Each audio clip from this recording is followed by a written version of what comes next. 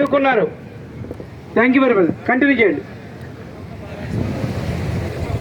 వేదికపై ఉన్నటువంటి పెద్దలకు, విశాల భారతి స్వప్నాలు, భావి భారత రథసారథ నిర్మాతల్ని తయారు చేసే మహోన్నతమైనటువంటి ఉపాధ్యాయ వృత్తిలో అనుపెరగక అక్షర సమరం చేస్తున్నటువంటి మా ఉపాధ్యాయ మిత్రులందరికీ ఉద్యమాభివందనాలు, అక్షరాభివందనాలు తెలియజేసుకుంటూ, మా పేరు ఆర్ శ్రీనివాస్, మాది నల్గొండ కాబట్టి తర్వాత ఎప్పుడూ కలిసే అవకాశం దొరకలేదు. అయినా సరే 1000 స్తంభాల గుడి రాయించుకుంది నా చేత ఏకశిలా చరిత్ర, వీర రుద్రమదేవి వినిపించుకుంది నా చేత జన్మ జన్మాల కథలు, ముసునూరు కాపయ్య నాయకుడు కలబోయించుకున్నాడు నా చేత కాంతి వీణాచయంబు, నాకి తల్లివి తండ్రివి మెలుగుతున్నావు నా కళాన గలాన, సిరిగల తల్లి కోటి రతనాల వల్లి నా తెలంగాణ, కోటి రతనాల వీణని చెప్పి దాశరథి కలంలో గలంలో గర్జించి గాండ్రించి ఈనాడు ఖమ్మం మెట్టును ముద్దాడి గోదావరి తల్లి శబరిపై గోదావరిలో కలిసినట్టు, ఇంతకాలం ఎదురు చూస్తుంది కదా రామా నీ రాక కోసమని శబరి మురిసి ముద్దాడినట్టు, ఇంతకాలం తర్వాత కలిసిన ఒక తెలవనటువంటి అనిరుచనీయమైనటువంటి ఆనందం, రెక్కలు విప్పి పురి విప్పి మది నిండా మనసు నిండా పదాలై పలుకులై భాషై భావమై భావాలకు అతీతమైనటువంటి నా మదిలో నా గదిలో నా ఆలోచనలో నా ఆతృతలో నా పలుకులో నా మాటలో నా పాటలో ఇంతింతై తానింతై ఒడితైనది నదాలంతై అన్నట్టు,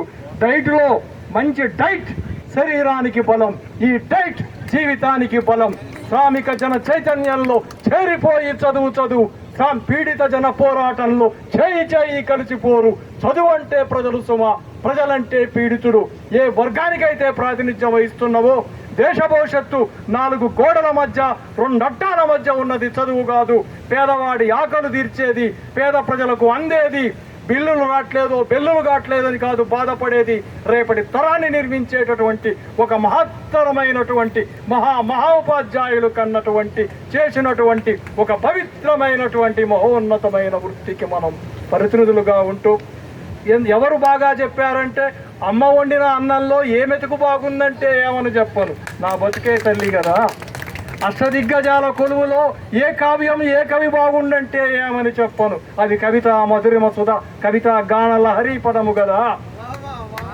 అలాగే ఇంతమందిలో ఎవరు బాగా చెప్పిర్రంటే ఏమి చెప్పం, భారతంలో 18 పర్వాలు బాగానే ఉన్నాయి, రామాయణంలో 6 పర్వాలు బాగానే ఉన్నాయి, ఎంతమంది బాగున్నా సరే, నేను గర్ల్స్ కాలేజీలో పనిచేస్తున్నప్పుడు 3:30కు క్లాస్ వేసేవాడు.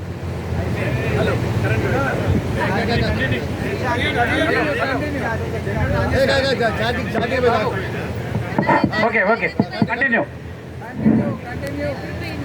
మేము ఇప్పటికీ ఒక 3 రోజులకు ఒకసారైనా తలుసుకునే పేరు రాంప్రసాద్ గారు.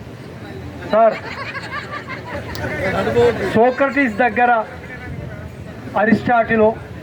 అరిస్టాటిల్ దగ్గర ప్లేటో, సోక్రటీస్ దగ్గర ప్లేటో దగ్గర అరిస్టాటిల్ దగ్గర అలెగ్జాండర్, మీ శిష్యులమైనందుకు చాలా గర్వపడతా ఉంటాం సార్. అపలోకమైనటువంటి ప్రాస.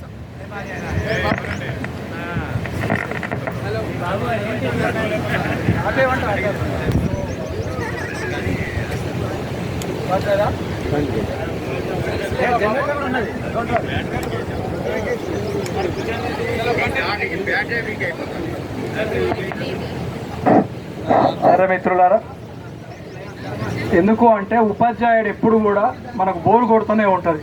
పిల్లగాళ్ళకు బోరు కొట్టాలి కానీ మనకు కొట్టద్దు కదా. బస్సులో అందరు నిద్రపోయినా డ్రైవర్ నిద్రపోవద్దు కదా. ఎందుకంటే మన వృత్తి చాలా గొప్పది.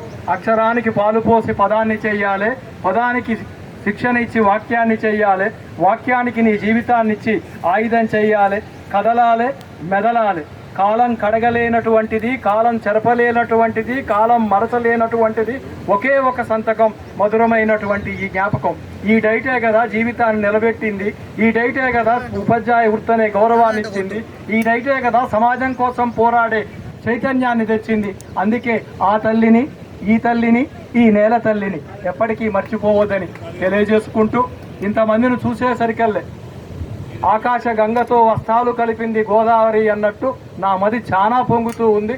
ఆ ప్రవాహపు జడిలో తడిస్తే పర్వాలే కానీ కొట్టుకుపోకుండా ఉంటే చాలు. కాబట్టి అందరికీ మరొకసారి నా ధన్యవాదాలు తెలియజేసుకుంటూ, శ్రమజీవుల సేద్యం నుంచి, మేధావుల జ్ఞానం నుంచి అవనిలోన నా దేశం అగ్రభాగం చెందాలని ఆశిస్తూ ధన్యవాదాలు. Thank you Seenanna.